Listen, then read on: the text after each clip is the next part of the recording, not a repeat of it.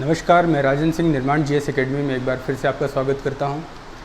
हम लोग अपनी वीडियो सीरीज़ में एमपीपीएससी के पेपर थर्ड को डिस्कस कर रहे थे। एमपीपीएससी के पेपर थर्ड में अगर आप देखें तो यूनिट 7 को आज हम डिस्कस करने वाले हैं। यूनिट 7 में बेसिकली अगर आप देखें तो इसमें ढेर सारे इंस्टीट्यूशंस के नाम दिए हुए हैं। इंस्टीट्यूशंस के बारे में आपसे क्वेश्चन भी पूछे जाएंगे। तो इंस्टीट्यूशंस के बारे में यदि हम देखें तो इसमें बेसिकली हमसे क्या क्वेश्चन पूछे जा सकते हैं।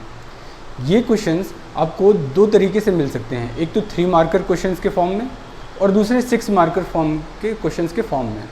ठीक है, 11 मार्क्स के फॉर्म में या 15 मार्क्स ये जो वेरी लॉन्ग आंसर टाइप में है उसमें आपको देखने को बहुत ही कम मिलेंगे, है ना, इंस्टीट्यूशन से रिलेटेड। तो इसी हिसाब से हमें तैयार करना चाहिए इन टॉपिक्स को। तो अगर आप देखें तो इसमें ढेर सारे आपको इंस्टीट्यूशंस मिलेंगे, उसमें से हम लोग कुछ इंस्टीट्यूशंस को ले करके अपनी 1, 2, 3, 4 सीरीज़ में इसे कंप्लीट करेंगे। आज हम कुछ 3-4 इंस्टीट्यूशंस के बारे में डिस्कस कर लेंगे, नेक्स्ट सीरीज़ में हम 3-4 इंस्टीट्यूशंस के बारे में डिस्कस कर लेंगे और इस तरीके से हमारी वीडियो सीरीज़ बढ़ती चली जाएगी। तो चलिए आइए हम लोग सीखना शुरू करते हैं कुछ इन्हीं इंस्टीट्यूशंस के बारे में। तो पहला इंस्टीट्यूशन जो आज हम लोगों ने अपने टॉपिक में शामिल किया है वो है आरआर कैट। ठीक है, आप देखेंगे तो उसमें सबसे पहला इंस्टीट्यूशन दिया हुआ है आरआर कैट। ठीक है, इसका फुल फॉर्म भी आपसे पूछा जा सकता है। तो इसका फुल फॉर्म है Raja Ramanna centre for advanced technology. ठीक है, Raja Ramanna centre for advanced technology, ये हमारा आज का पहला टॉपिक हम लोगों ने लिया है। ये जो पहला सेंटर है या फिर पहला इंस्टीट्यूशन है, इसके बारे में हम लोग डिस्कस करेंगे।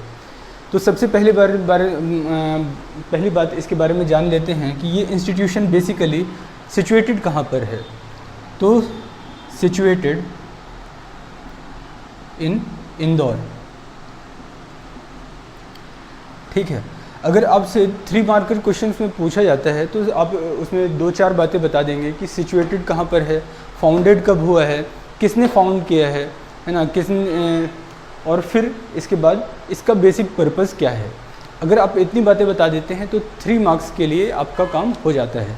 लेकिन अगर थोड़ा सा लॉन्ग आंसर टाइप में आता है तो फिर हम उसके बारे में क्या क्या बातें जानना ज़रूरी हैं और क्या क्या बातें हम उसमें बता पाएंगे उसके बारे में हम लोग स्टडी करेंगे। तो हम दोनों तरीके से इस पूरे टॉपिक को देखना चाहेंगे कि 3 मार्कर में अगर हमसे पूछा जाता है तो 3 मार्कर में इसका आंसर हम किस तरीके से करेंगे, और यदि ये 6 मार्कर में पूछा जाता है तो 6 मार्कर में हम इसे किस तरीके से आंसर करेंगे, ये बातें हमें डिस्कस करनी है। ठीक है, situated in Indore, founded in 1984। ठीक है, 1984 में इसकी शुरुआत हुई। इंदौर में ये सिचुएटेड है, Raja Ramanna institute for centre for advance studies. थोड़ी सी बात हम राजा रमन्ना के बारे में भी बात कर लेते हैं, जिनके नाम पर ये सेंटर का नाम रखा गया है। राजा रमन्ना दरअसल इंडिया के साइंटिस्ट हैं, और अगर हम देखें तो अगर एटॉमिक रिसर्च के बारे में हम लोग बात करें तो एटॉमिक रिसर्च में जो सबसे पहला काम किया था उसमें उनके बारे में हम लोगों ने जाना था कि वो थे होमी जहांगीर भाभा। ठीक है, तो होमी जहांगीर भाभा के बाद जो जब वो होमी जहांगीर भाभा ख़त्म हो गए, यानी कि उनका देहांत हो गया, तो उसके बाद जो इस न्यूक्लियर रिसर्च के बारे में, न्यूक्लियर रिसर्च पे पूरा काम जो किया या फिर उसके नेक्स्ट फाउंडिंग फादर्स जो बने वो यही थे, राजा रमन्ना। इनका काफ़ी ज़्यादा नाम है, और जो इंडिया के 2 न्यूक्लियर प्रोग्राम्स हुए हैं, पोखरण फर्स्ट और पोखरण सेकेंड, जिनका नाम आप लोग जानते होंगे ऑपरेशन स्माइलिंग बुद्धा और ऑपरेशन शक्ति के नाम से, है ना। ऑपरेशन स्माइलिंग बुद्धा और ऑपरेशन शक्ति, पोखरण फर्स्ट और पोखरण सेकेंड, तो दोनों में ही इनका नाम आता है, दोनों में ही इन्होंने महत्वपूर्ण भूमिका निभाई है राजा रमन्ना ने। तो इन्हीं के नाम पे ये इंस्टीट्यूट ओपन किया गया 1984 में ये इंस्टीट्यूशन ओपन किया गया इंदौर में, ठीक है, और इसे डिपार्टमेंट ऑफ एटॉमिक एनर्जी के अंदर रखा गया है ना, डिपार्टमेंट ऑफ एटॉमिक एनर्जी के अंडर में रखा गया। अच्छा, डिपार्टमेंट ऑफ एटॉमिक एनर्जी की जो खासियत है डिपार्टमेंट ऑफ एटॉमिक एनर्जी की, वो क्या है? Department of atomic energy directly responsible होता है किसके लिए? प्राइम मिनिस्टर के लिए। Prime minister direct he department of atomic energy से कंसल्ट करते हैं और एटॉमिक एनर्जी की जो भी रिपोर्ट होती है वो किसी और मिनिस्टर के पास ना पहुंच करके वो डायरेक्ट प्राइम मिनिस्टर को ही सौंपी जाती है। ये एक कन्वेंशन सा बना हुआ है और ये कन्वेंशन आज भी फॉलो होता है, ठीक है। तो अगर इतनी सी बातें अगर आप 3 मार्कर क्वेश्चन में बता देंगे या फिर आप 3 मार्कर में पूछा जाएगा तो आप सिर्फ इतनी बातें बता दें कि सिचुएटेड इंदौर में है, डिपार्टमेंट ऑफ एटॉमिक एनर्जी के अंडर में आता है और इसका फुल फॉर्म क्या है? Raja Ramanna centre for advance technology. अब इसमें एडवांस टेक्नोलॉजी तो है, साथ ही साथ हमें ये पता करना होता है कि एडवांस टेक्नोलॉजी में आखिर इसमें रिसर्च क्या होती है, इसमें किस चीज़ पर काम किया जाता है, तो इस चीज़ के बारे में हम थोड़ा सा जान लेते हैं, ठीक है। अच्छा, इसके अंदर जो भी काम होते हैं ये आता तो डिपार्टमेंट ऑफ एटॉमिक एनर्जी के अंदर में है, लेकिन इसमें जितने भी प्रोजेक्ट्स होते हैं ये सभी के सभी नॉन न्यूक्लियर प्रोजेक्ट्स ही लिए जाते हैं, सभी के सभी नॉन न्यूक्लियर प्रोजेक्ट्स ही लिए जाते हैं। न्यूक्लियर एनर्जी के वाले जो प्रोजेक्ट्स हैं वो इस सेंटर में नहीं लिए जाते हैं, ठीक है। ये बातें हमें क्लियर होनी चाहिए, ठीक है। तो यदि हम देखें तो इसमें बेसिकली काम क्या होता है? रिसर्च एंड डेवलपमेंट का काम होता है। किन चीज़ों को लेकर के? तो 2 चीज़ें हैं, एक तो है सिंक्रोट्रॉन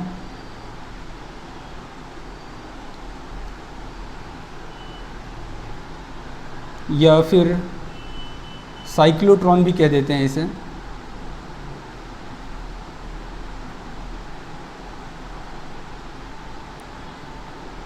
ठीक है, या फिर कई बार ऐसे कई नामों से इसे जाना जाता है।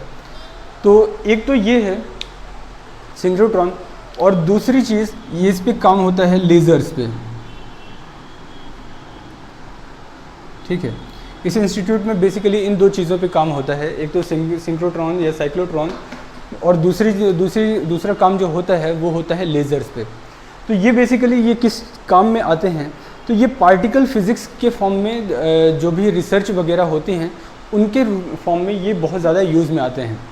पार्टिकल फिज़िक्स में आपने देखा हो कि कभी भी कोई भी न्यूक्लियर पार्टिकल होता है तो उसमें बम्बार्डमेंट कराई जाती है, जिसके कारण से उसका स्ट्रक्चर या फिर उसकी एनर्जी स्पेसिस को चेंज किया जाता है या फिर उसको लोकेट किया जाता है या फिर कुछ नई चीज़ें, जैसे कि आपने नाम सुना होगा गॉड पार्टिकल का, जिसे कि सर्न ने ऑर्गेनाइज़ किया था। सर्न यानी कि यूरोपियन एजेंसी है ना, इसी के लिए तो उसने ऑर्गेनाइज़ किया था। तो उसी तरीके का कुछ काम यहाँ पर भी होता है इस रिसर्च सेंटर में। साइक्लोट्रॉन अगर हम बेसिकली थोड़ा सा इस पे हम साइंस से के बैकग्राउंड से भी इसकी में बात करें तो ये कुछ ऐसा होता है, ये डी शेप्ड का होता है और इस डी शेप्ड में ऐसे दो डी शेप्ड के फॉर्म बनाए जाते हैं और यहाँ पर कोई भी जो पार्टिकल है, इलेक्ट्रॉन है, प्रोटॉन है ना, कोई भी चार्ज पार्टिकल है उसे यहाँ पर यूज़ किया जाता है आयंस के फॉर्म में और फिर उसे यहाँ पर मैग्नेटिक फील्ड की प्रेजेंस में इसे रोटेट कराया जाता है। हम लोगों ने पढ़ रखा है मैग्नेटिक फील्ड वाले चैप्टर में कि जब कभी भी कोई भी पार्टिकल, कोई भी आयंस यानी कि चार्ज पार्टिकल किसी भी मैग्नेटिक फील्ड में जाता है तो वो कुछ लॉज के हिसाब से सर्कुलर मोशन करने लग जाता है और इस सर्कुलर मोशन के कारण इसमें बहुत ज़्यादा स्पीड आ जाती है और जब ये बहुत ज़्यादा स्पीड गेन कर लेता है तो इसी स्पीड का इसका यूज़ करके हम बहुत जो साइंटिफिक एक्सपेरिमेंट्स हैं उसे परफॉर्म करते हैं और इसका पार्टिकल फिज़िक्स में बहुत ज़्यादा यूज़ होता है। तो राजा रमन्ना सेंटर में बेसिकली किस चीज़ पे काम किया जाता है? तो इन्हीं सिंक्रोट्रॉन या साइक्लोट्रॉन्स पे काम किया जाता है, ठीक है। एक तो ये हो गए है ना एसिलरेटर्स, या फिर इनको सभी को कंबाइन करके क्या कह दिया जाता है? इन्हें एसिलरेटर्स कह दिया जाता है, ठीक है। एसिलरेटर, क्योंकि ये चार्ज पार्टिकल को क्या कर रहे हैं, चार्ज पार्टिकल को बेसिकली एसिलरेट कर रहे हैं, उन्हें बहुत ज़्यादा उनकी स्पीड बढ़ा रहे हैं, ठीक है। और स्पीड बढ़ाने से हुआ क्या कि इस स्पीड का ही हमने क्या कर लिया, यूज़ कर लिया किस में, पार्टिकल फिज़िक्स में, एटॉमिक रिसर्च में, और न्यूक्लियर प्रोजेक्ट्स वगैरह में भी इसका काफ़ी ज़्यादा यूज़ कर लेते हैं हम। एक तो ये हो गया, और दूसरा हमने देखा कि लेज़र्स पे भी इसी सेंटर में काफ़ी ज़्यादा काम होते हैं। लेज़र्स ये light emitting for stimulated emission of radiations होते हैं, है ना, light amplification for stimulated emission of radiation. तो लाइट ही क्या है, लाइट को ही हमें क्या करना है, बेसिकली एम्प्लीफाई करना है, यानी कि उसे बढ़ाना है। और फिर स्टिमुलेटेड यानी कि स्टिमुलेशन का मतलब होता है उसे फोकस करना, एमिशन यानी कि उसे रेडिएट करना, एमिशन स्टिमुलेटेड एमिशन और रेडिएशन, है ना, तो स्टिमुलेटेड रेडिएशन। तो इस तरीके से हम क्या करते हैं कि लेज़र्स यानी कि लाइट का यूज़ कर लेते हैं किसी भी रिसर्च के फॉर्म में, उसे हाई इंटेंसिटी बीम के रूप में उसका यूज़ कर लेते हैं लेज़र्स का। और इस तरीके से हम इसी सेंटर में एक तो लेज़र्स पे काम कर रहे होते हैं और साथ ही साथ इन एसिलरेटर्स पे काम कर रहे होते हैं, और इसी के लिए ये बेसिकली काम में आता है, ठीक है। दो इम्पॉर्टेंट एसिलरेटर्स हैं जो कि इसकी काफ़ी ज़्यादा उपलब्धि माने जाते हैं, यानी कि इस सेंटर की उपलब्धि माने जाते हैं।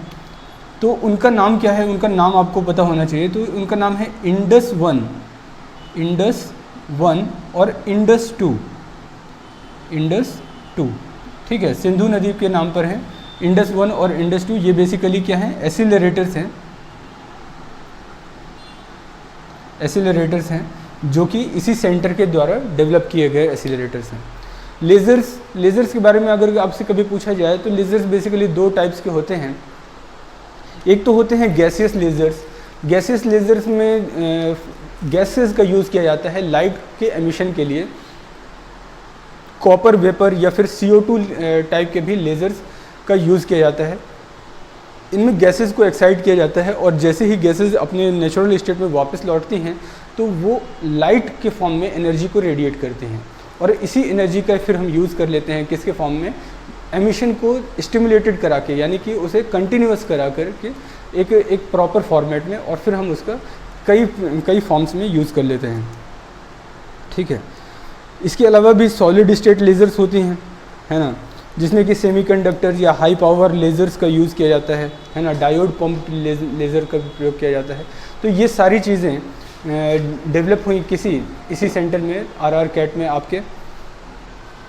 इसके अलावा एक जो इम्पॉर्टेंट खास बात है इस सेंटर की कि ये क्रायोजेनिक जो इंजन्स होते हैं, क्रायोजेनिक जो मशीन्स होती हैं, उनके फॉर्म में भी इसका यूज़ किया जाता है। क्रायोजेनिक का मतलब क्या है, क्रायोजेनिक का मतलब ऐसा है कि इसे बहुत ही लो टेम्परेचर में इनका यूज़ किया जाता है।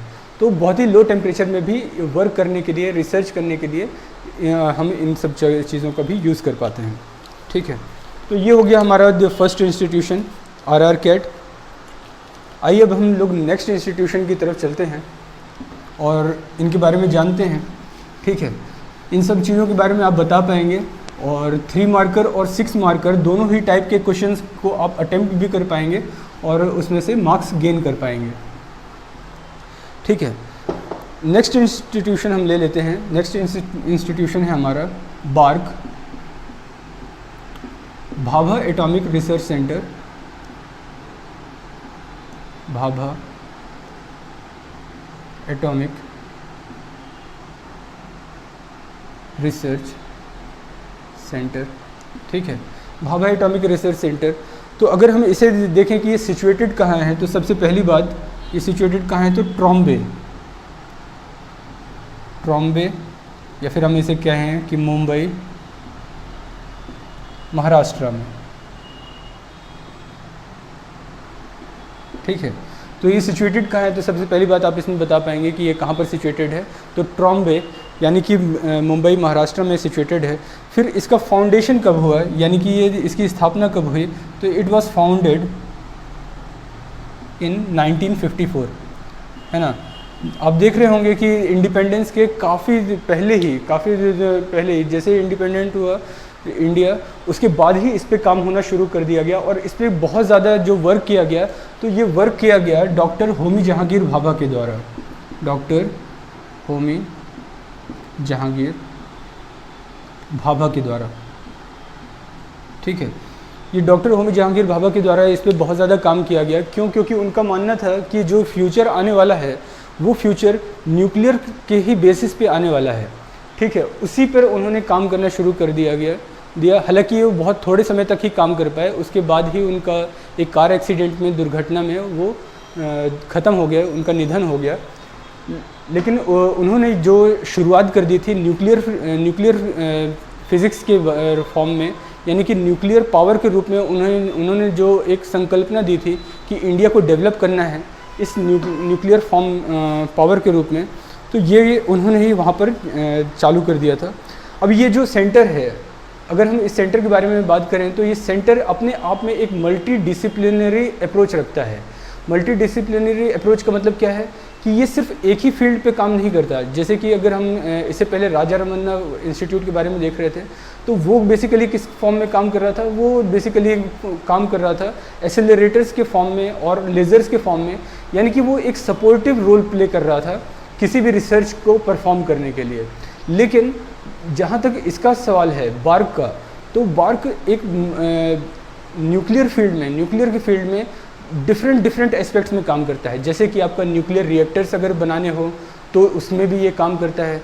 उसके इंस्ट्रूमेंट्स वगैरह जैसे कि हैवी वाटर वगैरह के लिए काम करना हो तो उसके लिए, अगर उससे हमें मेडिसिन के फॉर्म में यूज़ करना है तो उसके लिए भी बार्क काम करता है। इसके अलावा यदि हमें उसमें से इलेक्ट्रिसिटी प्रोडक्शन करना है तो उसके लिए भी वो बार्क काम करेगा। और अगर हमें उसमें एटॉमिक पावर के लिए उसका यूज़ करना है तो भी उसके लिए बार्क काम करेगा। तो इस तरीके से बार्क अपने आप में एक मल्टी डिसिप्लिनरी अप्रोच रखता है इसी न्यूक्लियर रिसर्च के फॉर्म में। हाँ, कुछ और भी चीज़ें हैं जैसे कि थोरियम है ना। एक तो हम क्या काम करते हैं कि बहुत हाई एनर्जी को यूरेनियम से एक्सट्रैक्ट करते हैं, लेकिन हमारे पास कुछ और भी सब्सटेंस हैं जैसे कि थोरियम। तो थोरियम बहुत ज़्यादा मात्रा में पाया जाता है केरला के आसपास। तो उसे भी कन्वर्ट करने का काम उसे भी कन्वर्ट किया जा सकता है किसमें? ये जो हाई एनर्जी फ्यूल यानी कि यूरेनियम के तौर पे उसका इस्तेमाल किया जा सकता है। तो उसके लिए भी जो काम करता है, तो उसके लिए भी काम, उसे भी इनरिच करने का काम कौन करता है? तो बार्क ही करता है, सॉरी, ठीक है। और ये भी आता है किसके अंदर? तो डिपार्टमेंट ऑफ एटॉमिक एनर्जी के ही अंडर में आता है। डिपार्टमेंट ऑफ एटॉमिक एनर्जी है ना। आरआर कैट के बारे में भी हमने देखा कि वो भी आता था किसके? Department of atomic energy. और ये डायरेक्टली रिस्पॉन्सिबल होता है किसके लिए? प्रेसिडेंट के लिए, ये प्राइम मिनिस्टर के लिए। तो प्राइम मिनिस्टर ही इसके लिए ये डायरेक्ट रिपोर्ट करता है प्राइम मिनिस्टर को, और प्राइम मिनिस्टर जैसा इसे फंक्शन परफॉर्म करने के लिए कहते हैं ये वैसा ही फंक्शन परफॉर्म करता है। तो इसके बारे में भी आप लिख पाएंगे। ये भी हो गया आपका, ये सेकंड इंस्टीट्यूशन था बार्क। आइए अब हम थर्ड इंस्टीट्यूशन की तरफ चलते हैं। बेसिकली हमें इसमें अगर 3 मार्क्स में आता है तो 3 मार्क्स में हमें इसमें क्या क्या बातें बतानी होंगी कि ये सिचुएटेड कहाँ पर है, इसका फुल फॉर्म क्या है, और ये इसका फाउंडेशन कब हुआ था, और इसका यूज़ क्या है, मतलब ये बेसिकली किस फील्ड में काम करता है। अगर 3 मार्क्स में आता है, अगर 6 मार्क्स में आता है तो आप इसे थोड़ा सा और भी डेप्थ में बता सकते हैं, ठीक है। तो इसके बाद हम लोग बात कर लेते हैं डीआरडीओ के ऊपर। हमारा जो थर्ड इंस्टीट्यूशन है DRDO, full form defence research and development organisation.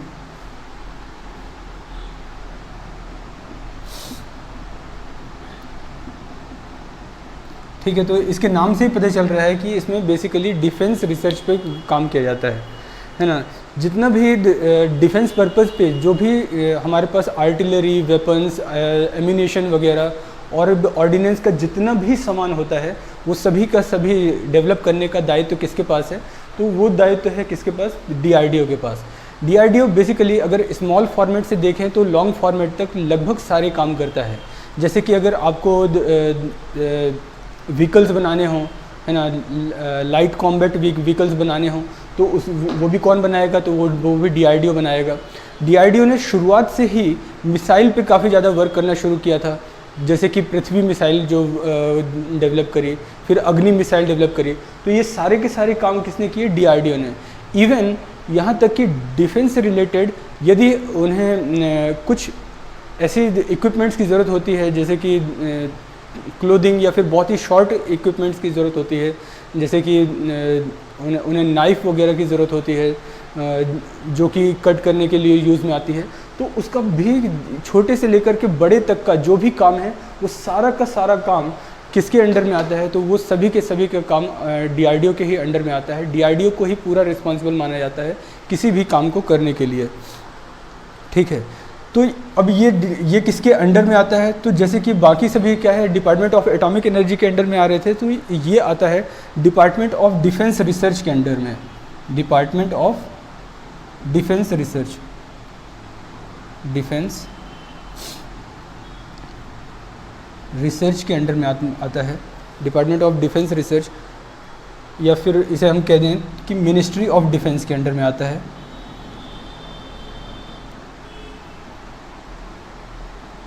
ठीक है, देखिए इसमें फ़र्क क्या होता है, जैसे अगर कोई भी चीज़ अगर डिपार्टमेंट मिनिस्ट्री ऑफ डिफेंस के अंडर में आती है तो इसमें डिफेंस मिनिस्टर डायरेक्टली पार्टिसिपेट करते हैं, है ना। और अगर जैसे कि डिपार्टमेंट ऑफ एटॉमिक एनर्जी के अंडर में ले लिया हमने उसे, तो एटॉमिक एनर्जी पे डायरेक्टली रिस्पॉन्सिबल कौन होंगे, तो डायरेक्टली रिस्पॉन्सिबल प्राइम मिनिस्टर होंगे, और दूसरी भी कोई भी मिनिस्टर या फिर मिनिस्ट्री उसमें कोई भी हस्तक्षेप नहीं कर सकती है। तो ये हो गया इसके साथ साथ हमें बताना होगा कि ये फाउंडेड कब हुआ, इसका फॉर्मेशन कब हुआ, तो फाउंडेड इन 1958, फाउंडेड इन 1958, ये बात आपको याद रखनी है। तो पहली बात आप बता देंगे कि डिफेंस रिसर्च के अंडर में आता है, कब फाउंडेशन हुआ, तो फाउंडेशन हुआ 1958 में, और फिर किस पर्पज़ के लिए इसका यूज़ किया जाता है, तो इसका पर्पज़ होता है बेसिकली ऑर्डिनेंस मेकिंग पर्पज़ है ना। जितना भी डिफेंस इक्विपमेंट से रिलेटेड जो भी सामान बनाने का काम है, वो सारा का सारा काम किसके अंडर में आता है, तो वो DRDO के ही अंडर में आता है। DRDO का ही फंक्शन है, चाहे वो व्हीकल्स बनाने का काम हो, चाहे वो आर्टिलरी बनाने का काम हो, चाहे वो मैगजीन्स बनाने का काम हो, चाहे वो गन्स बनाने का काम हो, तो जितने भी छोटे से लेकर के बड़े तक की जो भी इक्विपमेंट्स की ज़रूरत होगी डिफेंस पर्पज़ के लिए, तो वो सारा का सारा काम कौन देखेगा, तो वो सारा का सारा काम हमारा DRDO ही देखेगा। ठीक है, इसमें जो फर्स्ट प्रोजेक्ट था, तो फर्स्ट प्रोजेक्ट के बारे में अगर पूछ लिया जाए कभी, तो इसमें फर्स्ट प्रोजेक्ट था प्रोजेक्ट इंडिगो।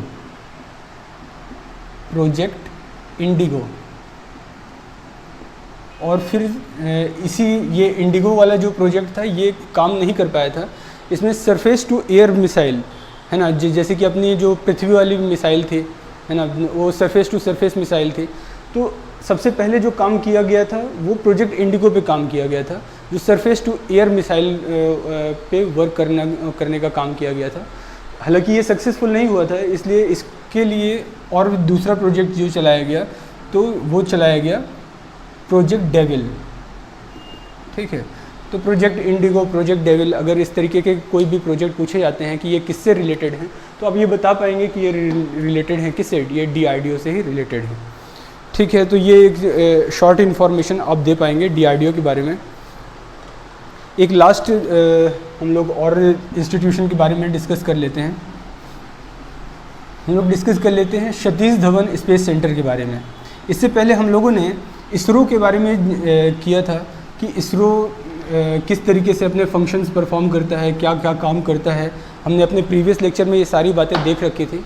तो इसमें भी एक इम्पॉर्टेंट जो फंक्शन परफॉर्म करता है वो करता है Satish Dhawan space centre, SDSC।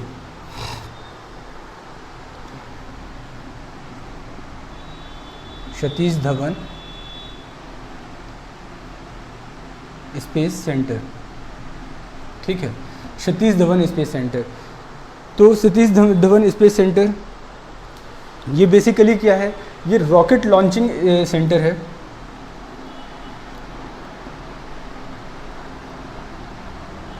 Rocket launching station है, ठीक है। सिचुएटेड कहाँ है, तो सिचुएटेड आप बता पाएंगे कि ये श्रीहरिकोटा में है। श्रीहरिकोटा आंध्र प्रदेश, ठीक है, आंध्र प्रदेश में है। श्रीहरिकोटा आंध्र प्रदेश में आप इसे बता पाएंगे कि श्रीहरिकोटा आंध्र प्रदेश में है। इसका फॉर्मेशन कब हुआ, तो फॉर्मेशन हुआ 1 अक्टूबर 1971 में, ठीक है। तो अगर आप इतनी बातें बता देते हैं तो 3 मार्क्स का आपने 3 पॉइंट्स बता दिए कि ये सिचुएटेड कहाँ पर है, इसका फॉर्मेशन कब हुआ है, और ये बेसिकली है क्या। ये बेसिकली रॉकेट लॉन्चिंग स्टेशन है। इसका जो नाम पड़ा, ये जो सतीश धवन, तो इसको रीनेम किया गया था। ये इसका नाम पड़ा है 2002 में, ठीक है। तो कभी अगर ऐसा कहा जाए कि फॉर्मेशन कब हुआ या फिर इसका नाम चेंज कब हुआ, तो नाम आप चेंज करने के लिए बताएंगे कि नाम चेंज हुआ है 2002 में, लेकिन इसका फॉर्मेशन हो चुका था कब, 1971 में ही, ठीक है। तो फर्स्ट अटेम्प्टेड लॉन्च, जो सबसे पहला लॉन्च इस सेंटर से किया गया वो कौन था, तो वो था रोहिणी। रोहिणी जो रॉकेट है तो उसे लॉन्च किया गया था, है ना। रोहिणी सैटेलाइट को लॉन्च किया गया था, जो सबसे पहली सैटेलाइट, अगर आप पूछा जाए कि सतीश धवन स्पेस सेंटर से पहली जो सैटेलाइट है वो कौन सी लॉन्च की गई, तो रोहिणी 1A को लॉन्च किया गया। इसके अलावा जितने भी अपने GSLV सैटेलाइट्स हैं या फिर PSLV सैटेलाइट्स हैं, उस सभी के सभी सैटेलाइट्स वो यहीं से लॉन्च किए जाते हैं। इवन चंद्रयान और मंगलयान भी जो लॉन्च किए गए हैं वो सभी के सभी कहाँ से लॉन्च किए गए हैं, तो इसी सेंटर से, सतीश धवन स्पेस सेंटर से ही लॉन्च किए गए हैं। चंद्रयान के लिए आप डेट याद रख लेंगे, इनकी डेट काफ़ी पूछी जाती है। तो चंद्रयान की डेट है 22 अक्टूबर 2008, है ना। सतीश धवन स्पेस सेंटर से ही चंद्रयान लॉन्च किया गया है।